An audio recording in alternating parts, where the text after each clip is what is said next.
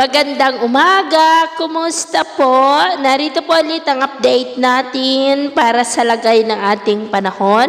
Ngayong umaga po ng August 18, 2026. Sa ngayon po ay patuloy pa rin natin na binabantayan ang sama ng panahon na nandito po sa loob ng ating area of responsibility na siya po ngayong humahatak ng habagat. Nasa silangan po ng Cagayan, layo ng 955 km east ng Cagayan.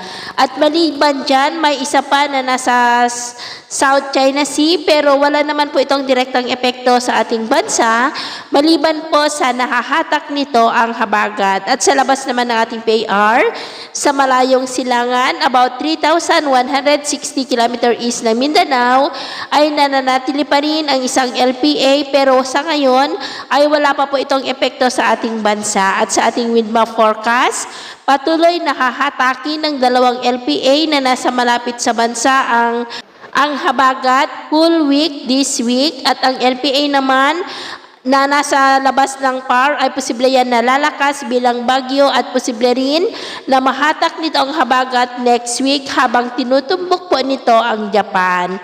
At sa posible na paglayo ng potensyal na bagyo ay posible pa na may mabuo na sama ng panahon sa susunod na mga araw na siya pa rin pong manghahatak ng habagat.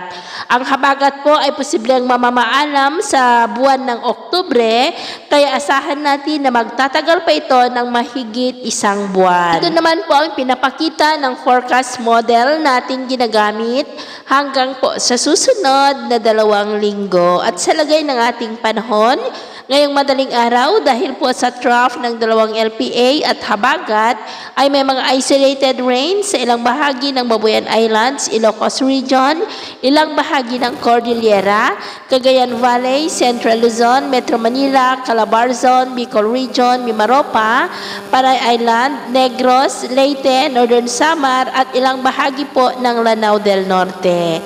At mamaya po ay sisikat naman ang araw sa malaking bahagi ng bansa.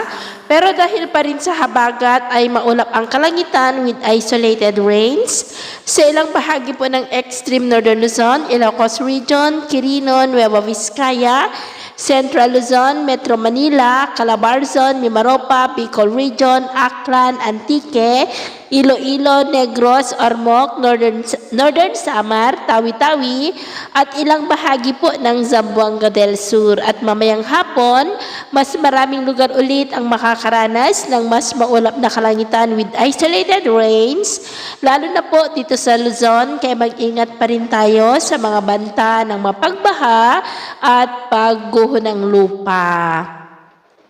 At sa atin naman pong mga baybayin, maalon po ngayon sa kanlurang baybayin ng Central Luzon, Lubang Island at kanlurang baybayin ng Palawan. Maging po sa mga baybayin ng Davao Oriental na ang mga alon ay posibleng aabot hanggang po sa 1.8 to 2.5 meters height. Kaya hanggat maari ay iwasan na po muna natin ang papalaot dyan sa mga may kulay pula para po mas makaiwas sa mga sakunang pangkaragatan. So ito po ang latest update natin sa araw na ito. At ako po muli si James na nagsasabing sa kahit na pagsubok po na darating sa ating buhay, huwag po tayong mawawalan ng pag-asa. Thank you and God bless!